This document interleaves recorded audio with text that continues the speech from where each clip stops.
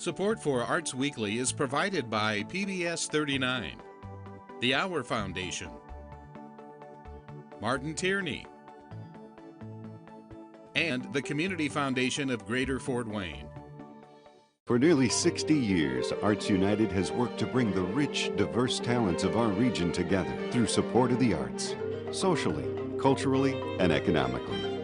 Arts United, providing a home for the arts in Northeast Indiana.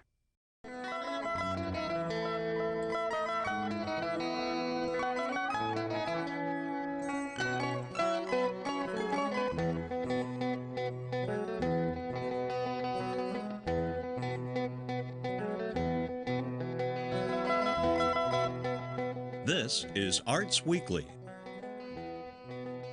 Arts Weekly is produced in cooperation with the College of Visual and Performing Arts at IPFW, offering degrees in fine arts, music, theater, and visual communication and design. Welcome to Arts Weekly. I'm John O'Connell, Dean of the IPFW College of Visual and Performing Arts. This week is all about art a little outside the norm.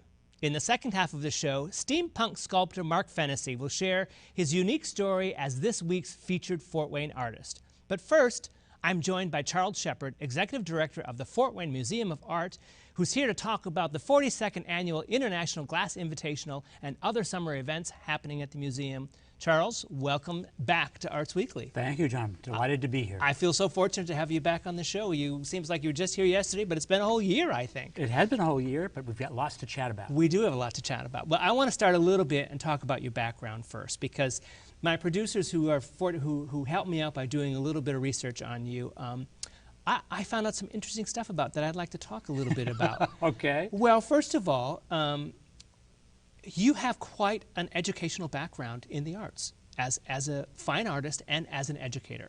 Yes. Talk a little bit about that, because I don't think our viewers understand sort of your eclectic background. Well, it never was my first option, actually, to work in museums.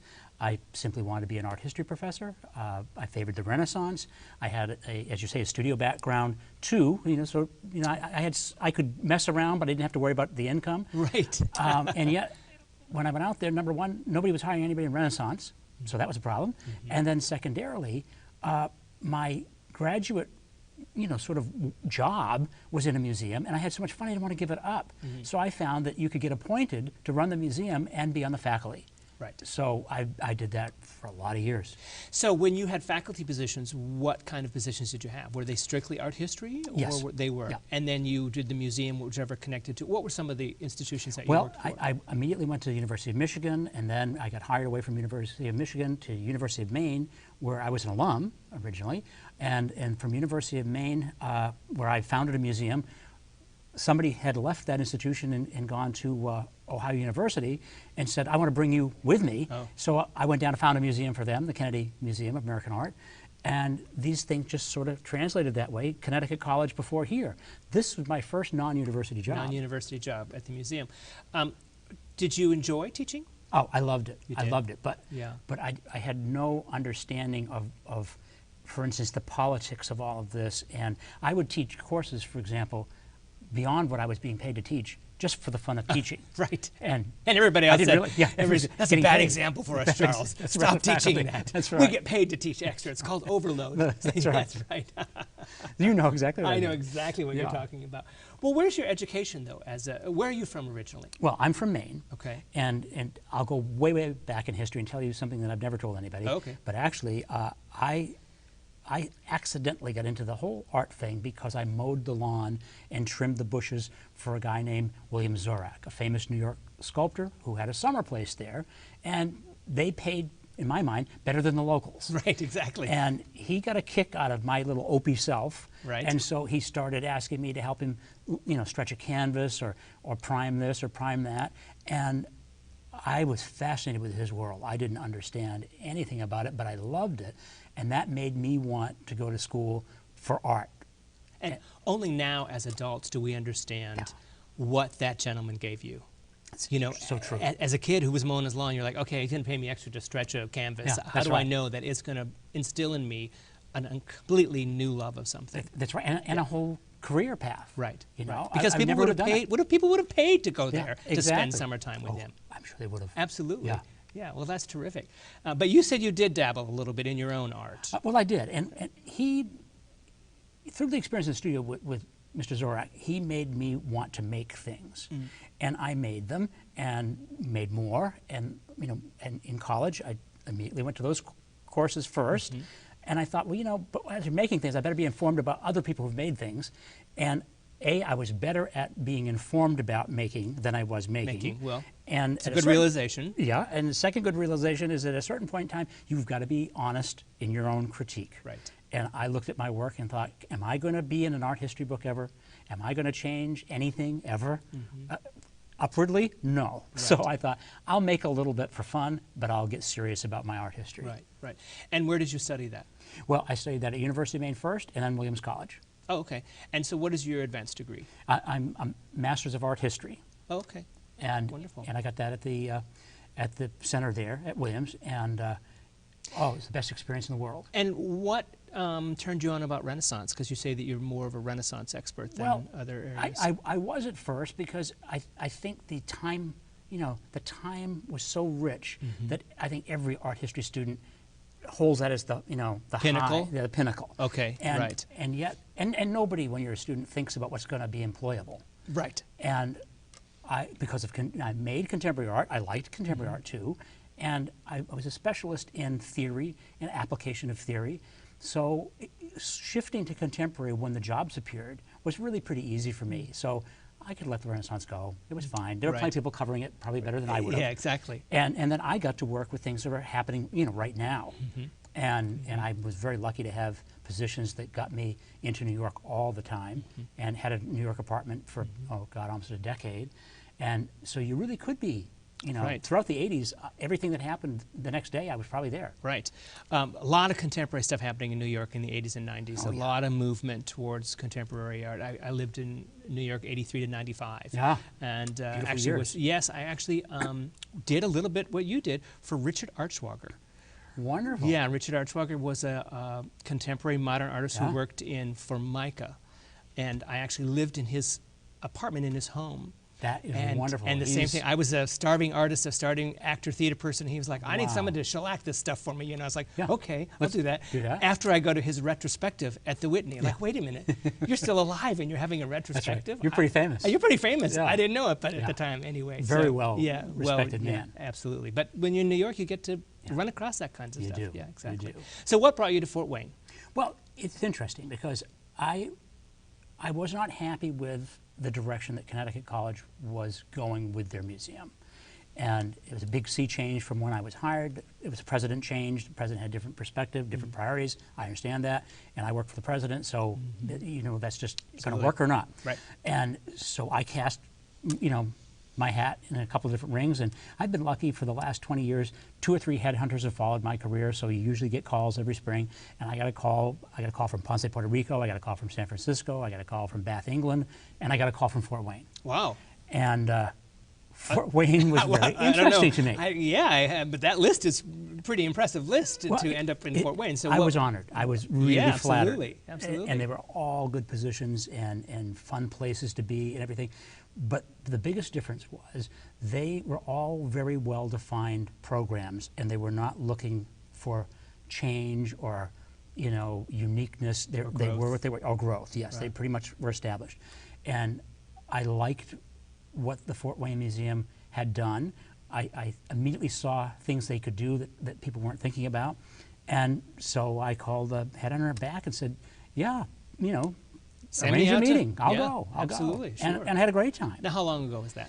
Oh, that's 2003. Oh, okay. 2003. Wow. All right. And in, you know, late February it started. You know, not the best time to come to out here. Fort Wayne.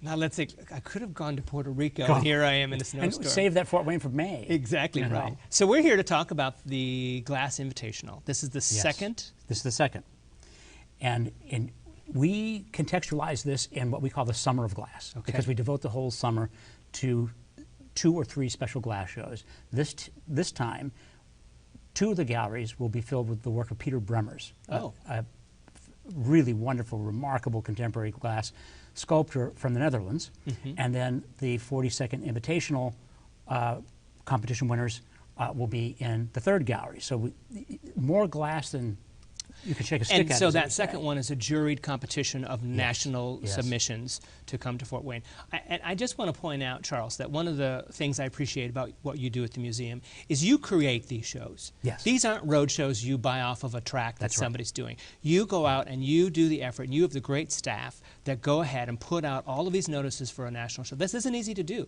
This takes administrative work and a commitment from the museum, both financially, and I really appreciate that. Well, thank you. It's good. I really appreciate when somebody recognizes that, because you go crazy doing these things. Absolutely. And sometimes you wonder, you know, is it going to be worth it? But it really is. It is. It really is. Yeah.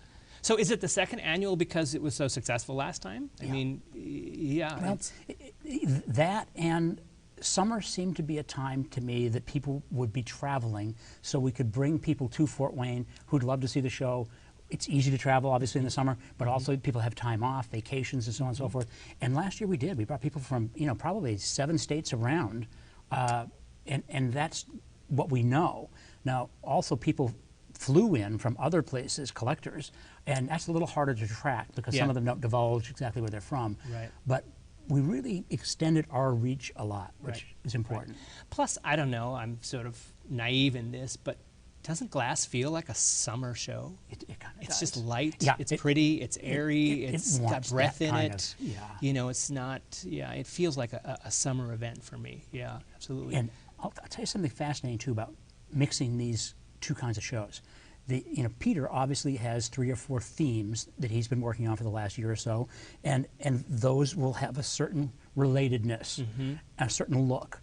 Now, the international, you know, you've got a lot of very different people. So somebody is blowing glass, somebody's casting glass, somebody is doing some other crazy process that nobody's ever done before. The work all looks different, and it's like being in a candy store. You just don't know what to pick. How many pieces do you expect to? Oh, I think we'll have probably 48 pieces. in both shows? Oh, Or the in both Invitational? shows we'll probably have almost 70 pieces. Oh, It's terrific. a lot of Yeah. glass. What is the time span of the show again? I don't think we Well, got the details. it opens at the end of June, Okay. and then it runs all summer. We go up to about Labor Day. August 31st, it says, according to our little sheet that's up. So- and for more information, you can call 260-422-6467, or you can go to www.fwmoa.org for more information on the 42nd Annual International Glass Invitational Exhibition. And I think people will like it. I know they'll like it. I'm a big fan of glass, so I'll be walking through several times, I hope. Charles, it's great to have you on Arts Weekly again. Thank you. We always seem to run out of time, though. Next time I have to But have that's you fun. on to talk That's about fun. other summer events that are Yeah, happening. that would be good. Love to do it. All Thank right. you. Thank you for joining me. Please take this minute to view our performance calendar of what's coming up in our area, and I'll be right back with Mark Phenicie to talk about steampunk sculpture, whatever that means. We'll be right back.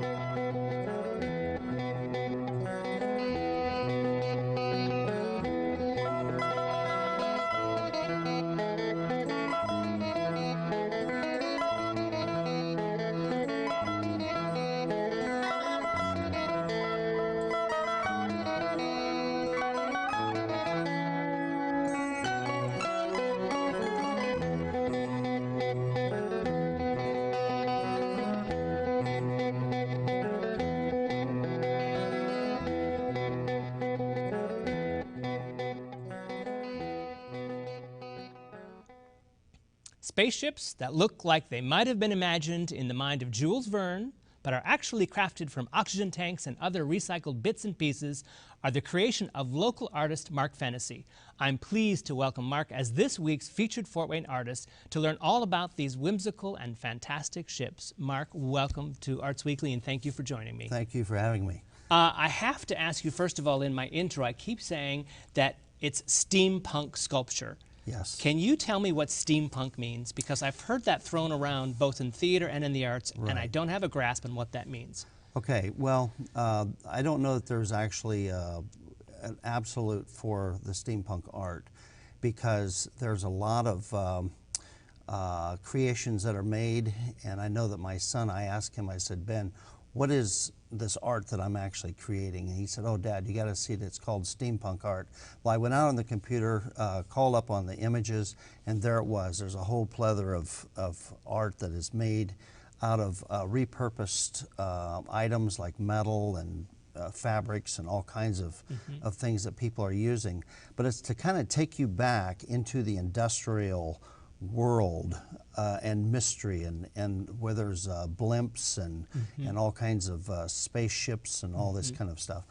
And even though I say that, my work is a little bit different than this. Well, your work is, we're going to get to your work in a minute because I want to talk about your background first for a little bit, but just steampunk, I know from a costume design coming from the theater. Yes. When someone does a steampunk costume design, it has an Industrial Revolution eclectic feel. Yes, it They'll does. sometimes infuse a modern contemporary element with an industrial sort of feel, sort of nondescript. Absolutely. So same with what you're talking about. There's an industrial feel to the Right. art or to the approach. Okay, so that's steampunk. But let's talk a little bit about your background before we talk about your very interesting art.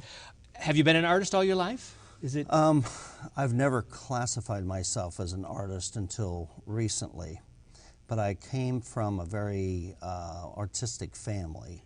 My dad, he was one who, he did a lot of oil paintings, still work and so forth, and I would go with him and he would paint things like covered bridges, all kinds of neat scenery and so forth. Still life kind of Right, work. and Yeah, I would find myself creating things out in his garage, making things with my hands, you know, and tree forts and just all kinds of crazy things that I would make. Three-dimensional things. Right. Right. And then you know, you go to school and the teacher says, you know, we're going to art class today, and so you go in there and now we want to teach you how to draw and so forth, you know, and I was complimented on some of my drawings, and I remember it was a very young age where you would sit there and the teacher would review your work and so forth, you know, and I was always attracted to, you know, making things, and I was complimented by what I did.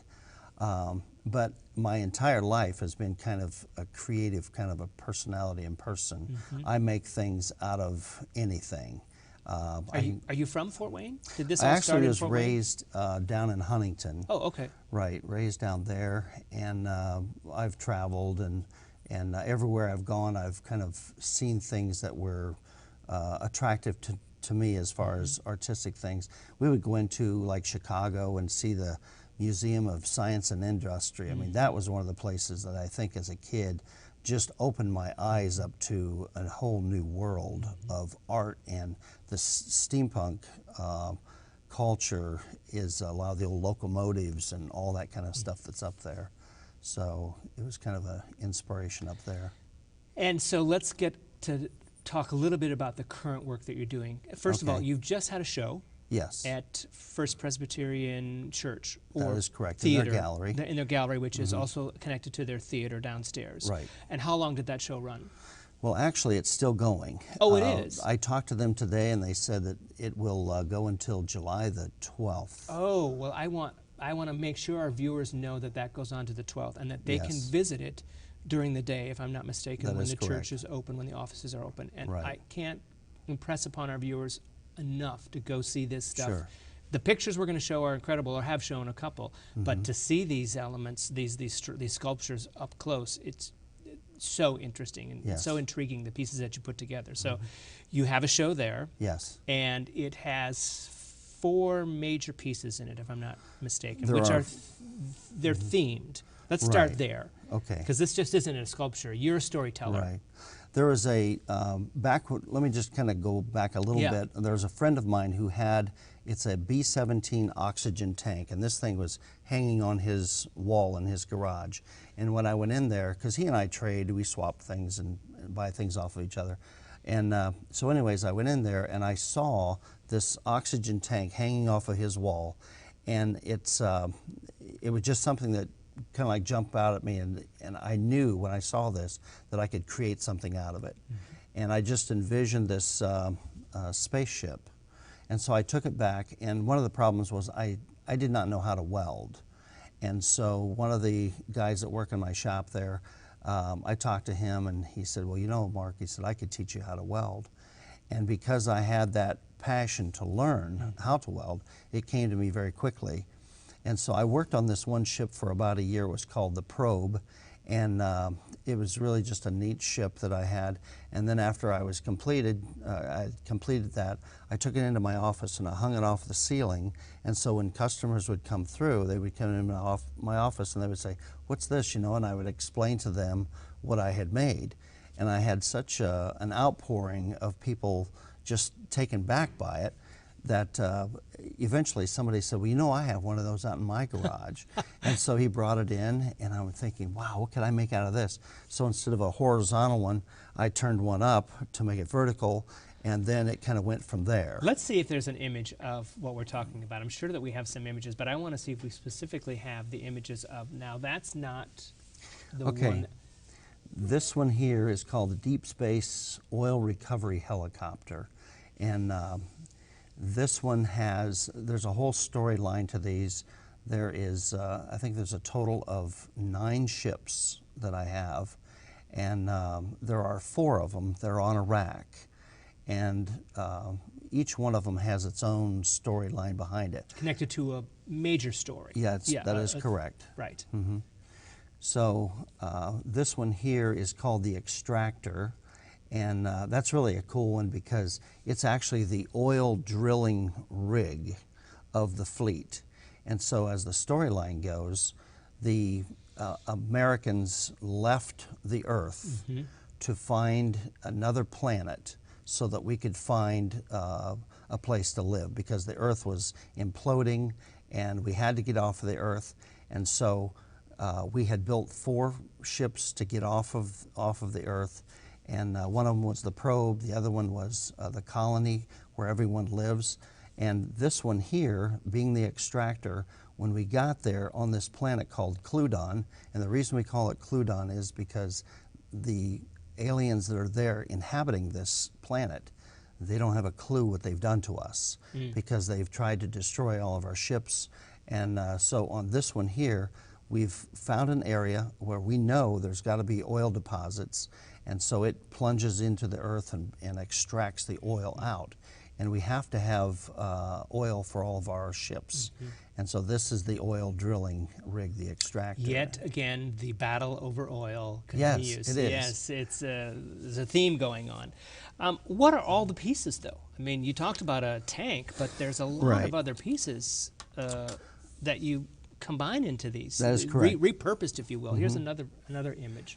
And this one here is this is an actual bird feeder, is what this one is. Oh. And these are actual, they have functionality to them, even though they are spaceships. This one here, the storyline is that this ship here goes from different areas of this planet, because what we're trying to do is feed the birds. They are bigger than we are as humans, and so we want to use them as transportation. And so, but let's talk a little bit about what's actually in this sculpture. Yes. I see glass. And there is glass. There's stained glass up there. What we want to make sure is that when these birds come in, they know where to go. So the bluebirds are in there, the finches, the cardinals, and so forth. And down below on the left-hand side there, underneath, there is an actual garden rake kind of a thing. I see that. And that is so when this craft lands, it actually scrapes the earth and exposes worms for the robins that are there. On the front, there's a brass propeller. On the back is a corkscrew. It's actually an auger bit that is used for, this can land on water as well. Did I see the name Phenicie on it? Phenicie's on there, yes. Kind of like, you know, some of the other, like Harley, I figured I can put Phenicie on there. If Harley can put their name on it, I can put Phenicie on it. I'm going to put mine on mine, too. Absolutely. I don't blame you. Absolutely. They're really beautiful. Well, thank How you. do you just go around and collect these materials? Do you have just a garage full of... Well, it started out small, but then I would have customers that would come in and say, listen, my dad passed away, and I've got a whole garage full of stuff and junk. Would you be interested in any of it? because I see that you're making some of these things, and I've got rakes like this, and so we have had a lot of people who've just brought things to our shop and dropped them off. When you say shop, what do you mean? What Well, customers do you have? I own a business called Phenicie's Furniture Restoration, where we strip, refinish, reglue, repair. We do wood carving, wood turning, all these things. It's kind of like a hospital for furniture. And so one day we started to get some customers that would come in and say, hey, I've got a lawn chair that needs to be welded. Can you do that? And so it kind of only made sense for me to offer this service. And in that process of learning how to weld, then we extended that out and said, hey, you know, this is something else that we can do. Commercially. Yes. Right. And so we've got a welding department in the back. So these wonderful sculptures that are themed and have certainly seemed to be Hollywood ready, if you ask me. We've got to call somebody in Hollywood. Sure. What's the goal for you for where they would live? What's the destination of a place like that? Well, you know, when you create these kinds of things, it's like, you know, you can't bring this stuff home. Right. Because your house is only so big. But I could really see something like this in a major, let's say an airport as an area for conversation, you know, or let's say a restaurant. It would be kind of neat to see something like that. And if somebody has interest in pursuing that, they can get a hold of you via the email we have up, or telephone 260-637-0039. Well, Mark, thank you for being our featured Fort Wayne artist on Arts Weekly, and I look forward to more of your work. It's been a privilege. Thank you for joining me. You're welcome. I'm John O'Connell, Dean of the IPFW College of Visual and Performing Arts. Tune in to the next Arts Weekly when T. Ershmer joins me to spread the word about this year's Fame Art Camp. Then local musician Hope Arthur shares her thoughts about what it takes to be a working professional in the Fort Wayne music scene. For up-to-the-minute arts updates, you can find us on Facebook, Twitter, and YouTube. And be sure to join us here Thursday evenings at 7:30 here on PBS 39. Thanks for watching Arts Weekly.